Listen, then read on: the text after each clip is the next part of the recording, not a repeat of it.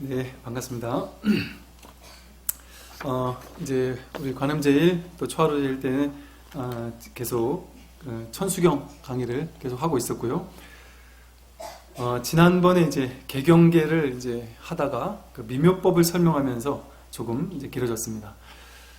개경계에서 경전을 여는 개송이고 무상심심 미묘법, 위없이 높고 깊은 미묘한 법, 우리 불법을 이제 미묘법이라고 이제 말씀을 드렸죠. 우리가 바로 이 미묘법이라는 이 법 하나를 우리가 깨닫기 위해서 절에 다니는 겁니다. 그리고 이 법 하나를 깨닫고 난다면 여러분들이 지금 살고 있는 일체 모든 고통, 괴로움, 슬픔, 모든 문제가 완벽하게 해결이 되는 것이죠. 생사의 문제조차, 죽음이라는 문제조차 완전히 뛰어넘어서 죽음이 이제 삶과 죽음이 전혀 걸림없어지는, 그러니까 삶이라는 것과 죽음이라는 것이 둘이 아니라는 사실을 완전하게 깨닫는 것이기 때문에 이 미묘법이라는 그 불생불멸의 이 법을 깨닫는 것이기 때문에 이 불법만 깨달으면, 이 깨달음만 얻을 수 있다면 아무런 고민이 할 필요가 전혀 없어지는 겁니다. 아무 문제가 없어지고 마음이 완전히 편안해지고 그러니까 전혀 고민 없이, 근심 걱정 없이 지금 살고 있는 그대로의 삶을 살 수 있는 것이죠. 그렇다고 막 삶이 확 바뀌는 것도 아니지만 지금 살고 있는 삶을 그대로 똑같이 살되 마음에서 전혀 흔적 없고 고민 없는, 아픔 없는, 슬픔 없는, 문제가 되지 않는 삶, 죽음조차, 병고조차 아무런 문제가 되지 않는, 있는 그대로 완전한 삶을 그대로 사는 것입니다.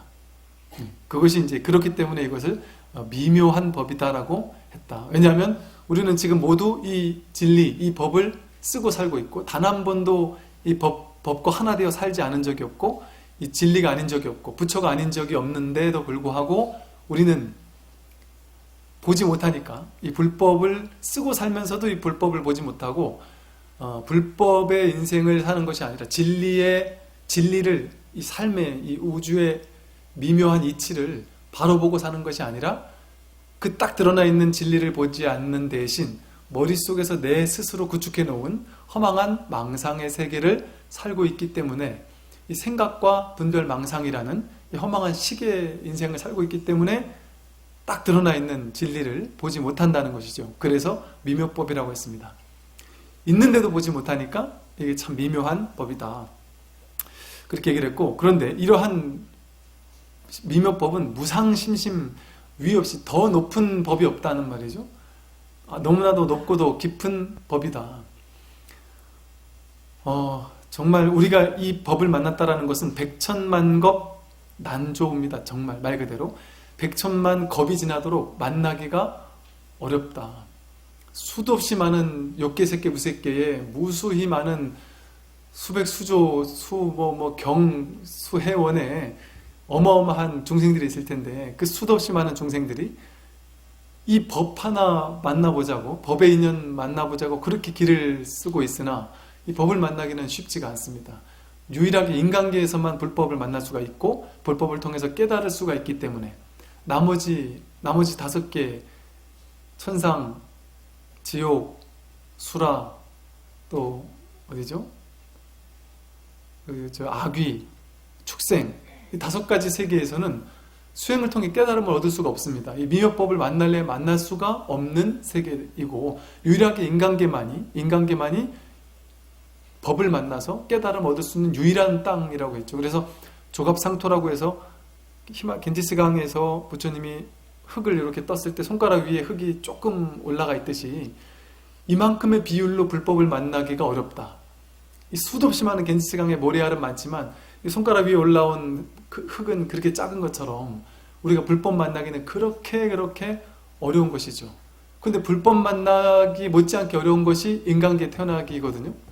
근데 인간계는 일단 태어난 첫 번째 제일 어려운 관문은 정말 어렵게 통과를 했는데 이 통과한 이유가 뭐냐면 인간계에 딱 태어나기로 한 여러분들이 막 수천생 어렵게 인간계에 태어나려고 길을 쓰고 이 고해바다인 인간계를 찾아서 태어난 유일한 목적이 딱 하나 있는 거예요. 그게 바로 불법 만나 깨닫는 겁니다. 인간계가 괴로운 땅인데 왜 오겠어요? 천상세계 편하게 살면 되지. 그런데 이 괴로운 땅인데도 마다하고 온 이유는 이곳에서만 유일하게 복을 지을 수 있고 깨달음을 얻을 수 있는, 복과 지혜를 구족할 수 있는, 불법을 만나서 깨달음을 얻을 수 있는 유일한 땅이기 때문에. 그래서 이 전 우주에 수도 없이 많은 별들이 있고 수도 없이 많은 천상세계가 있고 수도 없이 많은 존재들의 삶의 모습이 있지만, 그 수도 없이 많은 어떤 존재들이 있잖아요. 이걸 뭐 불교에서는 그 사생이라고도 하죠. 뭐 테란스파, 그래서 태로 낳는 중생들, 알로 낳는 중생들, 또 습기에서 낳는 중생들, 화연에서 낳는 중생들, 뭐 수도 없이 많은 종류의, 수도 없이 많은 땅에, 수도 없이 많은 28천의 중생들이 있지만, 그 많은 별들이 있지만, 그 많은 곳 가운데 유일하게 이 지구별이라는 이 지구라는 이 인간계의 이곳만이 놀라운 어떤 그 미묘한 땅입니다. 미묘한 신비의 세계, 아주 미묘한 세계.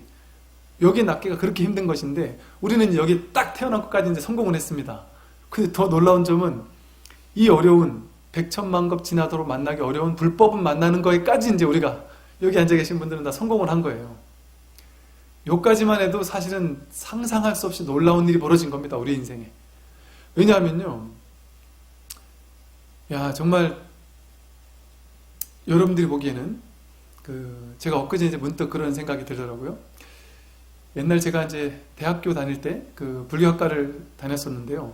불교학과를 다닐 때 문득 이제 바깥에 이렇게 우리 매화 핀 것을 보면서 매화 향기가 이만큼까지도 계속 이렇게 풍기더라고요. 그것을 가만히 보면서 매화나무를 가만히 바라보면서 문득 그 생각이 들었습니다. 어떤 생각이 들었냐면, 제가 대학교 때 대학교 3학년 때 화엄경을 이제 배우는 그 시간이었습니다. 그래서 화엄학을 이제 배우고 있었는데, 그 화엄경을 배우는데 정말 놀라운 가르침인 거예요.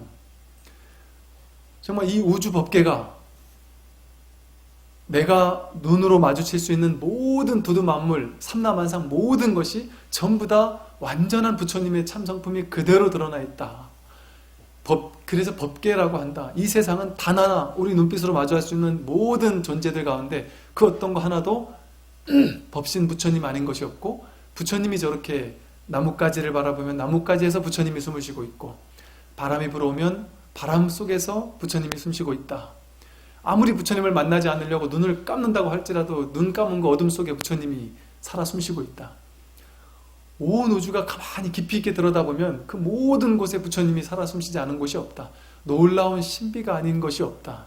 이 우주는 이 존재 자체만으로도 놀라운 어떤 신비와 아름다움과 경이로움과 장엄함인데도 불구하고, 나라는 어떤 존재의 신비, 내 아들이라는 어떤 놀라운 어떤 신비로운 어떤 한 명의 놀라운 부처님이 이렇게 장엄하게 뛰어놀고 있는데 그걸 시끄럽다고 혼을 내지를 않나?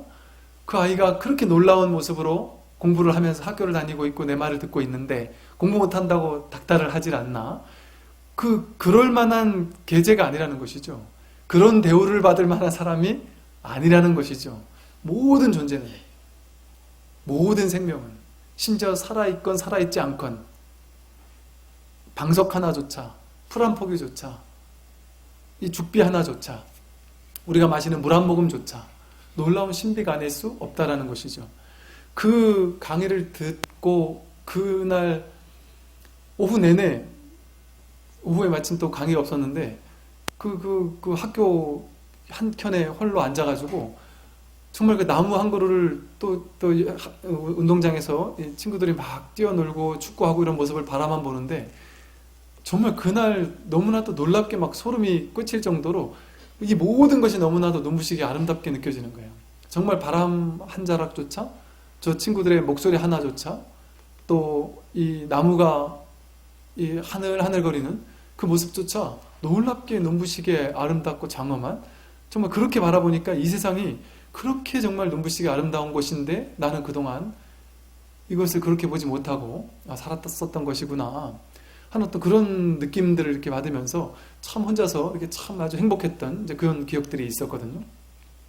이처럼 이 놀라운 어떤 그 진리의 어떤 삶이 우리 앞에 이렇게 딱 드러나 있는데도 불구하고 우리는 이것을 전혀 신경 쓰지 못하고 자기 망상의 세계 속에만을 살고 있는데, 더 중요한 것은 세상 사람들 전부가 그러고 살고 있죠. 그 불법을 전혀 만나지도 못한 채, 불법의 근처도 오지 못한 채.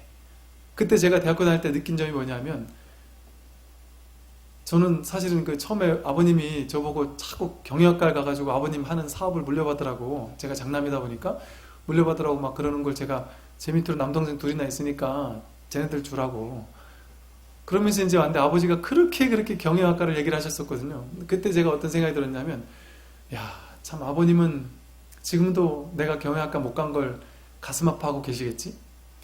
제가 그때 속마음이 어땠냐면, 야, 이 놀라운 아름다운 이 불법을 만났다라는 것이, 내가 이 동국대학교에서 불교학과를 다니면서 이렇게 다닌다는 것이 남들 보기에는 어디 공부 그렇게 잘하지 않는 과에 그냥 뭐 하나 종교 나부랭이 하나를 그냥 공부하는 이런 과에 가서 뭐 미래도 별로 불투명한 이런 과에 가서 그냥 대학교 다니고 있겠구나, 이렇게 바라보겠지. 야, 그런데 지금 저 하버드대에서 공부하는 친구들이나 서울대에서 뭐 석사 박사하는 친구들이나 아니면 무슨 전 세계 1등 2등 가는 부자나 그 어떤 사람도 정말 내가 이 불교 공부를 하고 있는, 이 불교를 공부하고 있는 내가 얼마나 정말 귀한 일을 하고 있는 것이고, 이 세상에 정말 60억 인구 가운데 정말 나처럼 복받은 사람이 있을까, 그런 생각이 막 절로 들었을 정도로, 이렇게 좋은 법을 세상 사람들은 이렇게 좋은 줄도 모르고, 이렇게 정말 행복한 줄도 모르고, 그냥 돈 벌고 좋은 대학 가는 거 그것만이 최고라고 생각하며 살고 있겠구나 하면서, 그렇다고 내가 아무리 주장하고 강조해봐야 그 사람들이 알 턱이 있겠는가, 이게 얼마나 행복한 일인지를 아무리 얘기해봐야 알 턱이 있겠나, 이 얘기를 아무리 해봐야 아이 내 자식은 불교학과 가면 괜히 출가할 것 같아서 절대 못 보냅니다, 이 얘기는 하겠지. 그런 생각을 하면서 참 혼자서 이렇게 미소를 지은 적이 있었고, 그 이후도 여러 번입니다. 혼자 절에 있다가 정말 이 봄에 꽃피는 모습들을 바라보면서 너무너무 감동스러운 거예요. 혼자서 정말 너무너무 감동스러워서 정말 이걸 혼자 어떻게 할 수가 없는 겁니다. 그런데 그때가 한 20대 한 중반이었어요. 어떻게 주체를 할 수가 없는데, 사람들은 이렇게 왔다 갔다 하는데 제가 아무리 얘기를 해봐야 이 마음을 알아줄 사람이 아무도 없는 것이 분명하니까 얘기는 해봐야 소용이 없고, 근데 이것을 혼자 알고 있기는 참 억울하고, 그랬던 그 날들이 참 많았었거든요. 근데 정말 이 불법의 참 맛은요, 이걸 정말 알고 나면, 정말 이 진함을 알고 나면 정말 혼자서 웃습니다. 부처님이 염화미소를 지은 것처럼 혼자서 미소를 짓습니다. 세상 사람들 그 누구도 알 수가 없구나.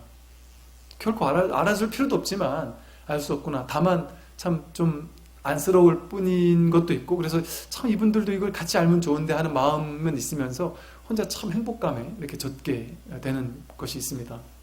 근데 여러분들이 이렇게 가장 어려운 두 개의 관문을 이미 통과했어요. 인신난득, 또 불법난봉이라. 사람 몸 받아 태어나기 어려운데 사람 몸 받아서 태어났고, 불법 만나기 어려운데 불법을 이제 만난 것까지는 이제 제대로 된 길을 왔습니다. 그런데 이제 아마도 제가 이제 지금 그런 생각이 듭니다. 여러분들이 저는 이제 계속 설법을 하면서 이렇게 눈빛을 항상 이렇게 보면서 설법을 하거든요. 그래서 처음에 한 몇 달 동안은 이 방편의 가르침을 하면서 중간중간에 이렇게 좀 어렵더라도 가르침을 자꾸 이렇게 섞어서 말씀을 드리고 있는데, 여기서 이제 이게 조금씩 이렇게 근기가 올라가실 수 있도록 제 딴에는 이렇게 그 노력을 하고 있는 중인데요. 그렇게 이렇게 조금씩 이렇게 공부를 하셔가지고 정말 꾸준히 이 공부를 하신다면 정말 이 불법에 왜 제가 이런 말을 했는지에 대해서 아마 아실 수가 있을 거라고 생각이 들고, 이 무상심신미滅법, 더 이상 만나기 어려운, 백천만급 지나도록 만나기 어려운, 눈앞에 있는데도 만나기 어렵고 눈에 훤히 드러나 있지만서도 보기 어려운 이 법을 만났다는 것에 정말 내 스스로를 정말 칭찬해주고 찬탄해줄 필요가 분명히 있습니다. 그리고 이거를 헐렁하게 접근할 문제가 아닙니다. 내 인생에서 그냥 열심히 돈 벌고 열심히 살다가 좀 시간 되면은 절에나 한번 가서 법문 한번 듣지, 내가 돈도 좀 벌고 이렇게 하다가 좀 안 되면 부처님한테 가서 좀 잘 되게 해달라고 빌기 위해서 절에 가지, 이건 이제 아주 유치원생 수준이고요. 내가 이제 열심히 일하다가 시간 나면은 어떻게든 틈틈이 좀 법당 좀 가봐야 되겠다. 이건 뭐 초등학교, 중학교쯤 올라간 거라면 어느 순간 야, 이거 내가 이 공부, 내가 돈 벌고 명예나 권력이나 지위를 얻고 좀 더 진급하고 세상에서 좀 인정받고 이것도 물론 중요한 일이지만 야, 어찌 생각하면 이 모든 것들은 허망하게 무너지는 거잖아요. 소멸하는 거잖아요. 그거 아무리 많이 번다고 해서 행복해집니까? 행복과는 상관없는 거죠. 돈 많다고 해서 무조건 다 행복하지 않잖아요. 돈 많아서 무조건 행복하지 않습니다. 돈을 잘 번다고 무조건 행복한 것도 아닙니다. 제가 아는 어떤 치과 의사분이 그러더만요. 자신은 다음 생에 태어나면 치과 의사 부인이 되고 싶다고. 그랬더니 자신은 처음에 치과 이렇게 그냥 의사 할 때만 해도 그나마 좀 낫는데 나는 열심히 일해서 내가 내 병원 하나 가지는 게 소원이었는데 정말 열심히 힘들게 벌고 벌어서 내 병원을 딱 차려가지고 내가 딱 원장이 돼서 드디어 이제 의사 딱 하고 났더니 그때부터 괴로움이 시작되더랍니다. 너무너무 힘들고 돈을 벌어야 되고 이거를 다 갚아야 되다 보니까 너무 힘드니까 의사들 막 써놓고 자신은 그냥 딱 놀면서 이렇게 여유있게 일이 살 줄 알았대요. 근데 그게 아니더랍니다. 하루 종일 냄새나는 입만 쳐다보면서 그 아주 미세한 작업이잖아요. 조금만 실수해도 이게 잘못되잖아요. 그러면서 아주 예민하게 이렇게 하루 종일 그 사람들 입만 쳐다보면서 그 돈 갚느라고 막 힘들어가면서 엄청 힘든답니다. 정말 너무너무 힘들대요. 근데 집에 가면 진짜 이 세상에 우리 마누라가 제일 편한 것 같아. 돈은 많이 벌어다 주지. 그걸 뭐 쓰느라고 행복하지. 그러면서 이제 우스개로 이제 그런 얘기를 하시던데, 그러면서 자신은 진짜 행복한 것 같지는 않다고. 계속 앞만 보고 이렇게 달려가는 게 앞으로 10년을 더 해도 가능할까 싶다는 거예요. 제가 정말 스님 법문 듣기 싫어 안 가는 게 아니다. 나도 너무 법문 듣고 싶지만 이거 정상화되고 이거 돈을 갚는 것만으로도 너무 많은 시간이 걸릴 것 같다. 그래서 일단 공부는 좀 나중으로 미뤄야지 어쩔 수가 없다. 대부분의 사람들이 그렇게 생각해요. 근데 보세요. 그렇게 치과 의사까지 최고의 자리까지 갔어요. 원장이 되고 갔습니다. 근데 행복한가? 행복과는 상관없습니다. 내가 진정 행복한 것은요, 돈이 많든 적든 상관이 없습니다. 자식이 좋은 대학 가든 안 가든 상관이 없습니다. 내가 외부적인 물질적으로 내가 지금까지 인생 살아오면서 이것이 충족되면 행복하겠지라고 생각하던 그 조건과 진정한 행복은 아무런 상관이 없습니다. 아무런 상관이 없습니다. 행복은 온전히 마음에 있는 것이기 때문에 그래요. 완벽하게 마음에서 오는 겁니다. 그래서 마음에서 행복을 찾은 사람은 지금 이대로 완벽한 행복을 충분히 누리면서 삽니다. 그리고 완벽한 행복을 충분히 누리면서 살면서 삿된 생각이 개입되지 않기 때문에, 허망한 망상이 개입되지 않기 때문에 일을 훨씬 더 잘하게 돼요. 훨씬 능률 있게 하게 되고, 훨씬 효율적으로 하게 되고, 훨씬 경제적으로 하게 되는 것이죠. 허망한 생각에 시간을 쫓기지 않으니까. 알뜰하게 생각을 써먹을 수 있는 것이죠. 그래서 이 불법 공부는요, 내가 나중에 노후에 여유 생기면 그때 가서 하겠다. 뭐 자식들 대학교 좀 다 보내고 취직장 시키고 나서 하겠다. 이게 안 되더라고요. 자식 고3 졸업만 하면 제가 열심히 하겠습니다 이랬는데, 졸업하고 나면 대학교 또 뒷바라지 하느라고 돈이 많이 드니까 또 열심히 해야 되고요. 뒷바라지 하다 보면 자식 취직만 하면 내가 하겠다 그래요. 취직하고 나면 결혼하고 나면 자식 좀 돌봐줘야 되고, 애 둘째도 돌봐줘야 되고, 셋째도 돌봐줘야 되고, 그러다 보면 나이가 들어서 힘이 빠져가지고 전에 나 법문을 못 들어요. 제가 봤습니다. 이렇게 아침에 독송을 하는데 글씨가 그리 작지도 않은데 뒤에서 갑자기 막 웅성웅성 난리가 났더라고요. 보사님들 사이에서.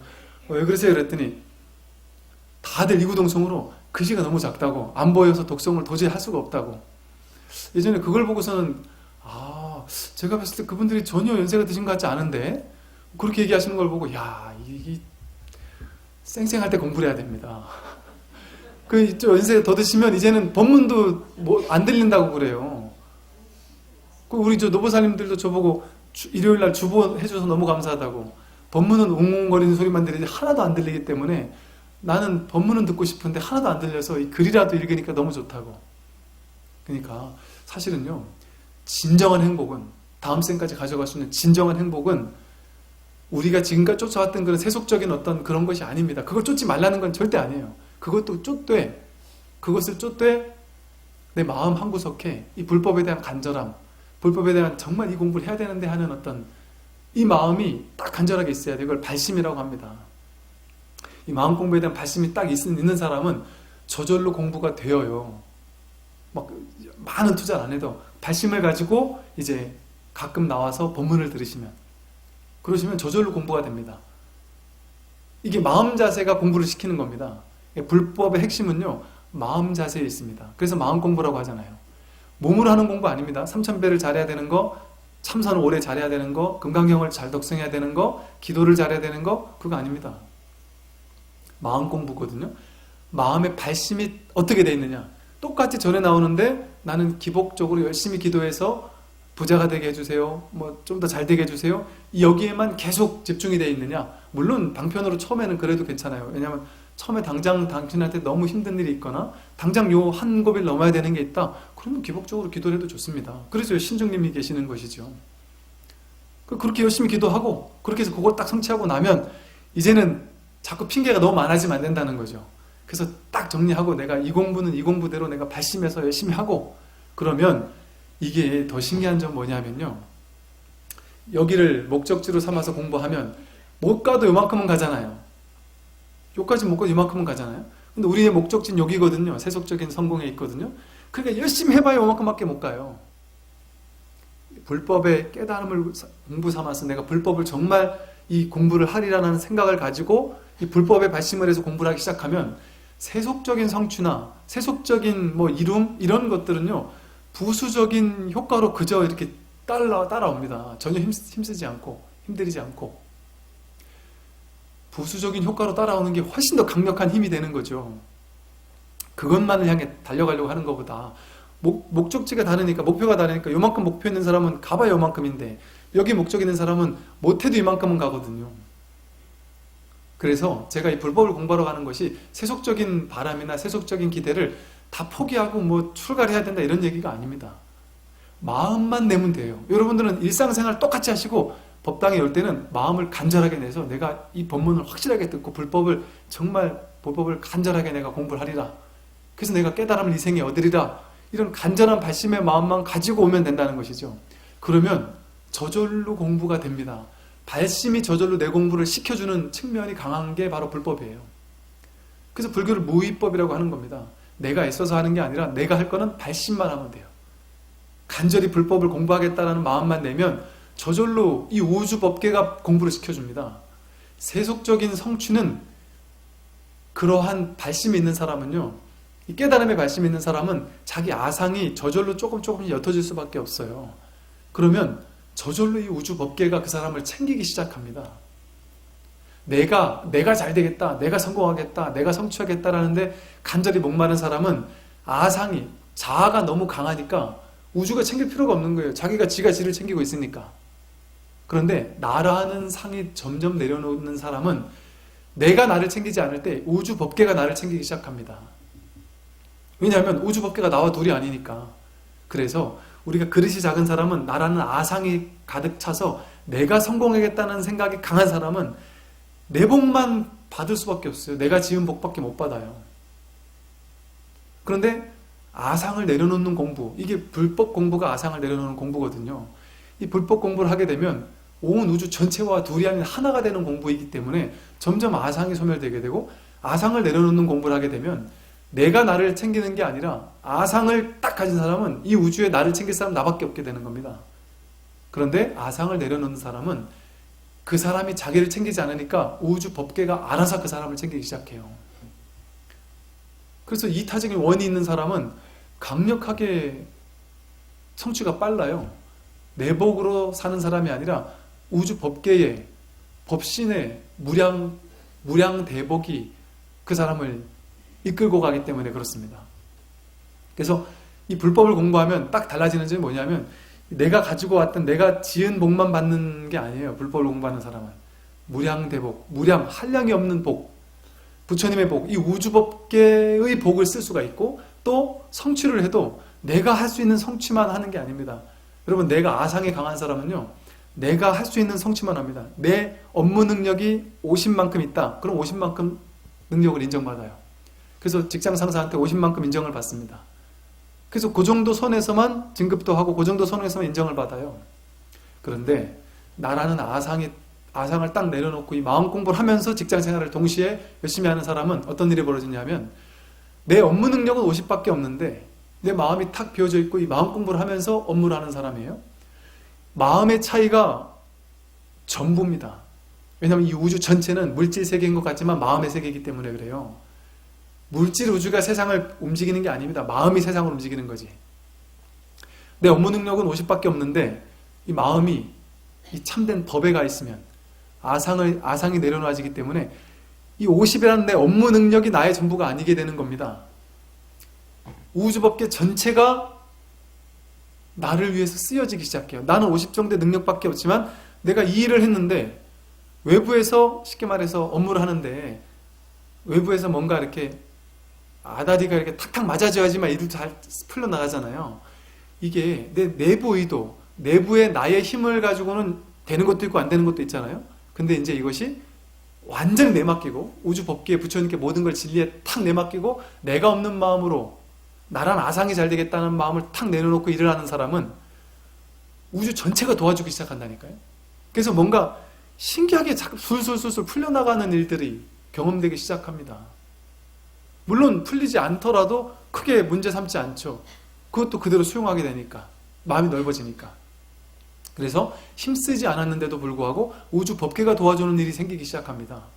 이거를 내 마음에서 있는 어떤 에너지가 자기의 의지라면 내 바깥에 있는 것이 바로 이 우주 법계의 의지, 법계의 법신 부처님, 자성 부처님이 둘이 아닌 한 분이기 때문에 불법을 공부하면 공부할수록 이 두 개가 하나가 되는 겁니다. 그래서 세상이 나를 도와주는 일이 생긴다니까요. 상상하지 못했던 일들이 벌어지기 시작합니다. 생각을 가지고는 도저히 불가능한 일인데 현실로 갑자기 이루어지기 시작해요. 도저히 불가능한 일인데도 불구하고 제가 아는 어떤 그 분이 어머니 아버지가 큰 빚을 지시고 올해 한 10년 넘게 투병을 하시다가 아버지가 돌아가시고 빚도 남기고 돌아가시고 그걸 옆에서 간호하시던 어머님이 아버님 돌아가시고 나서 1년도 안 돼서 같이 돌아가셨는데 두 분 다 돌아가시고 나서 집에 빚더미를 혼자 안게 된 거예요. 근데 그걸 도저히 갚을 수 없는 상황이었습니다. 그분 할 수 있는 게 그냥 기도하는 거, 절에 와서 공부하는 것밖에 없었어요. 그냥 아무것도 할 수 있는 게 없어서 기도하고 열심히 수행하고 그랬습니다. 나중에 중간에 한번 막 자살을 하고 싶다고 하고 해서 실제 막 자살하러 가겠다고 하는 거를 제가 이메일밖에 몰라가지고 제 이메일로 자살은 이건 진짜 아니니까 혹시나 이 마지막 메일을 왔길래 참 우리가 이런 여건은 아니지만 일단 찾아와라. 그래서 제가 저 전방 지역에 있을 때 오셔가지고 그 며칠을 절에 있으면서 하여간 어차피 죽으려고 생각했는데 여기까지 왔으니 뭐 죽긴 죽어야 될 테니까 근데 저 물에 빠져 죽으면 숨 막히니까 빌딩에서 떨어져 죽으면 몸 아프니까 그래 죽지 말고 여기서 절하다가 죽으면 된다. 절하다가 차라리 절하다가 죽으라 이랬더니 알겠다고. 그거 진짜 밤낮 없이 절을 하더라고요. 겨울이었는데 저녁 때 절을 하기 시작했는데 그 다음날 새벽 예불할 때까지 계속 절하고 있는 거예요. 밥 먹는 시간 빼고는 밥도 막 끼작끼작 이래 드시고 한 일주일 가까이 그러고 계셨어요. 그때 일주일 있다가 딱 돌아갔거든요. 절하다가 문득 한 생각이 났대요. 옛날에 아버지가 살아계실 때 옛날에 우리가 한때 있던 땅이 있긴 있었는데 워낙 오랫동안 우리가 이걸 안 하다 보니까 남들이 이렇게 뺏어갔는데 이걸 도저히 찾을 길이 이제는 더 이상 없는 것 같다. 이게 뭐 법적으로 내가 뭘 잘 아는 것도 아니고 이랬던 생각이 문득 떠오르더래요. 그래서 에라 모르겠다. 어차피 이렇게 해서 죽으나 저렇게 죽는 건데 한번 노력은 해보자 해서 집으로 돌아가겠습니다. 해서 또 죽으러 간 줄 알았더니만 죽지는 않고 어쨌든 한번 살아보겠다. 그러고선 매일같이 2,000배, 3,000배씩 했었어요. 집에서. 그러고 남은 시간에 가서 그걸 한번 여기저기 다니면서 그걸 풀었는데 나중에 결국에요. 그 땅을 찾았습니다. 그런데 신기하게 그분이 하는 얘기가 내 능력으로는 도저히 불가능한 일들이 곳곳에서 생겨나더래요. 동사무소에 도저히 그 정보 같은 것들을 알려주면 안 되고 뭐 이런 것들을 마침 거기 있는 분이 자신이 그 지역에 다시 돌아가가지고 어떤 제가 이제 추천해줬던 절을 다녔는데 그 절에 다니면서 만났던 분이 마침 거기 그 부서에 일을 하고 있었고, 또 그러다가 뭔가 이렇게 뭐 좀 어려운 부분을 실마리를 풀어야 되는 부분에서 마침 자기랑 사이가 좋았던 학교 동창이 거기에 또 있었고, 뭐 이런 식으로 신기하게 주변에서 막 뭐가 막 도와주고 이상하게 풀리려고 하니까 술술술 풀려나가기 시작하더라는 거예요. 그래가지고 그걸 딱 갚아버렸습니다. 그러고 나서 그분이 또 찾아왔어요.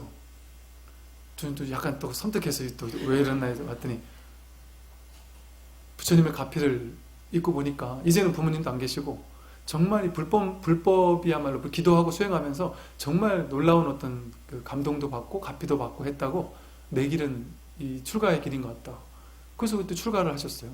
그 지금은 이제 그 계를 받고 좀 어디 계시더라? 지금 대만에 유학을 가가지고 공부하고 계시고, 그래서 이제 종종 한번 연락이 오세요. 그래서 아주 공부를 열심히 하고 계십니다. 그러니까 그분 얘기를 들어봐도 정말 상상하지 못했던 일이 탁 벌어집니다. 이게 기도하고 수행하고 마음 공부를 하기 시작하면, 왜냐하면 내 힘 가지고는 불가능한 일들도 우주 법계에선 불가능한 게 없거든요. 그래서 이거는 나라는 어떤 사사로운 아상에 사로잡혀 있는 공부가 아니라 우주 전체와 하나 되는 공부입니다. 그 전체가 하나가 되는 공부예요. 그러니까 우주 전체가 나를 도와줄 수밖에 없는 것이죠. 근데 나라는 개인적인 욕심, 사사로운 욕심, 이걸 부리는 사람은 우주가 안 도와주는 거죠. 그래서 사실은 복과 지혜라는 게, 복을 먼저 얘기하고 부처님도 단계 설법을 할 때 보시에 대한 시론, 보시에 대한 법문을 먼저 한 이유가, 복을 베푸는 사람, 복을 짓고 보시를 하는 사람의 의식이 어떤 의식이냐면, 내 거를 챙기는 사람, 아상에 딱 사로잡혀 있는 사람은 보시를 할 수가 없습니다. 내 거에 대한 욕심이 강하니까 돈을 베풀 수가 없어요. 그게 이제 내가 아상이 있는지 없는지를 어찌 보면 딱 결정해 볼 수 있는 하나의 어떤 관문과도 같은 겁니다. 왜냐하면 내 거에 대한 집착이 많은 사람이 어떻게 보시를 할 수가 있겠어요. 아무리 좋은 게 있어도. 근데 보시를 할 수 있다는 의식 자체가 뭐냐면, 내 거라는 사사로운 아상이 개입된 것이 아니라 전체를, 이 우주 전체를 위한 마음의 준비가 되어 있는 사람만이 사실은 복을 짓고 보시를 하고 할 수가 있는 것이거든요. 그래서 부처님도 이렇게 보시를 통해서 점점 마음이 열게 만드는 것이죠. 그래서 내 거라는 사사로운 집착보다는 이웃과 전체를 위하는 마음, 전체를 위하는 마음이 조금씩 되면 저절로 아상이 소멸되고 점점 넓은 마음이 연습이 되고 그야말로 부처님 마음이 연습이 되기 때문입니다. 그래서 이 불법을 우리 만나기가 정말 어렵지만 아금문견 득수지했습니다. 우리가 이제 보고 듣고 수지할 수 있게 되었으니 원해열의 진실의 원컨대 부처님의 진실한 참된 뜻을 알고자 하나이다 하고 발심을 하라는 소리예요. 이 개경계가. 경전을 읽을 때마다, 부처님 법문을 들을 때마다 무상심신 미묘법을 내가 백천만건 만나기 어려운데 내가 이제 보고 듣고 수지하게 되었으니 원해열의 진실이 원컨대 바로 나옵니다. 열의 부처님의 진실한 의미, 참된 부처님법의 진수를 알기를 바로 나옵니다 하고 발심을 내라는 게 바로 이 개경계의 뜻입니다. 그래서 법문을 할 때마다, 경전을 독송할 때마다 이 개경계를 하는 이유가, 경전을 열 때마다 이렇게 발언을 하라는 거예요. 이 경전을 내가 바르게 이해하고 독송해서 내가 이 참된 뜻을 바르게 알아듣겠습니다. 이렇게 해서 불법을 공부를 하게 된다면 이제 개법장진원, 법장이 열립니다. 법의 저장 창고, 법이 함장된 법의 창고가 열리기 시작합니다. 그래서 그 부분부터는 이제 다음 주에 말씀을 드리도록 그렇게 하겠습니다. 그래서 여러분들이 법당에 나오시면서 점점 더 불법과 정말 가까워지시고 하나가 되시고 여러분들의 삶이 정말 우주 법계로부터 무한한 가피를 받을 수 있는 그런 삶이 되시기를 간절히 발심하고, 그러기 위해서는 본문을 열심히 와서 들으시고 법회 열심히 참석하시면 된다는 말씀을 드립니다. 선발하십시오.